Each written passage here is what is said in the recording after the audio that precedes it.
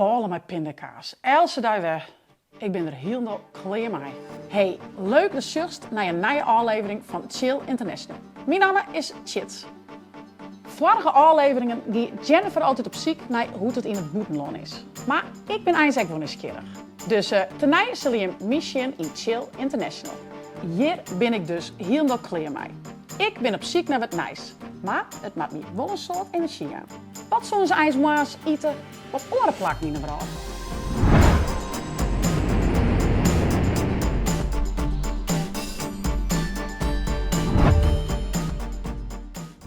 Hey Tjit, leuk dat het witte was. Ik ben echt krekwekker. We zitten in die keuken, want we gaan wat eten bakken. Bakken, moazal? Jazeker, want we gaan burrito's maken. Normaal door de weeks eet ik gewoon yoghurt of kwark of zo.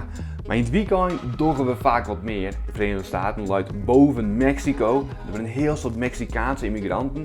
Dus ik een heel soort Mexicaanse invloeden qua eten. Dit zit er ook in een burrito. Tortilla, hin, cheese, jippel en oi. En dan haal je hier dus de burrito en die rol je zo op. Nou, ik ben net de beste roller. Bon appetit. Ja, in Nieuw-Zeeland hebben we verschillende broodjes, zoals Weet-Bix met molken of ballen met pindakaas en honing. Of mijn favoriet, en dat is mijn ingrediënten uit eigen tuin. Wat hebben we nodig? We hebben banaan van de bananenbeen, citroen van de citroenbeen. Oh ja, en we hebben hier nodig de oienlight. En dan molken, een beetje mol, roeren, banaantjes snijden. En dan gaat het beslag in de pannen, bananen erbij, maar even uitsloven. En het resultaat, heerlijke bananenpannenkoeken.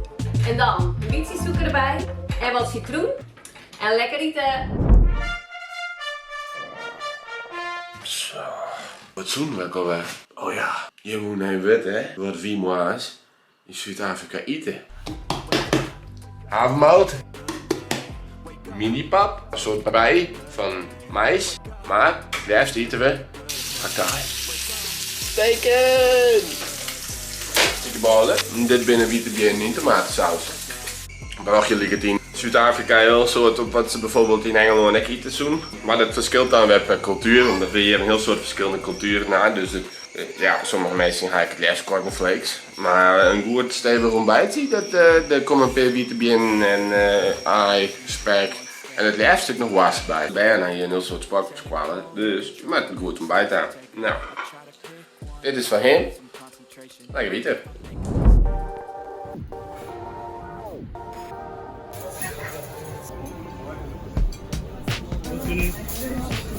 Kijk eens binnen. Dit is nou echt Frans ontbijt.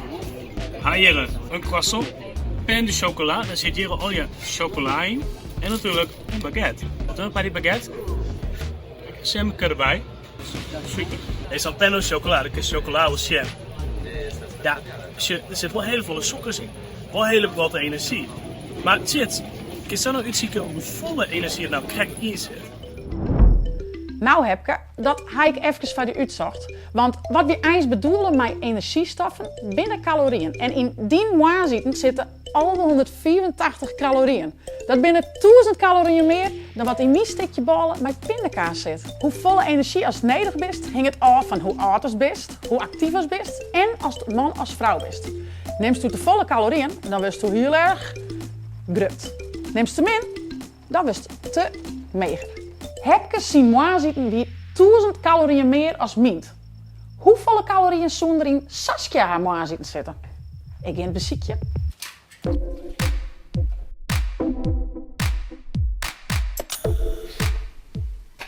Merk? Oh, dit is echt heerlijk. En ik had even uitzocht, maar dit is precies het aantal calorieën wat een vrouw van mijn leeftijd nodig had bij het moa zitten. 300 calorieën. Maar het is wel een heel soort burger, jongens. Dus ik denk dat ik het dags maar bij mijn stikje ballen met pindakaas hou. En dan neem ik er wel even een banaantje bij. Hey, van nou, tieren dank voor het zien en ont de volgende Chill International.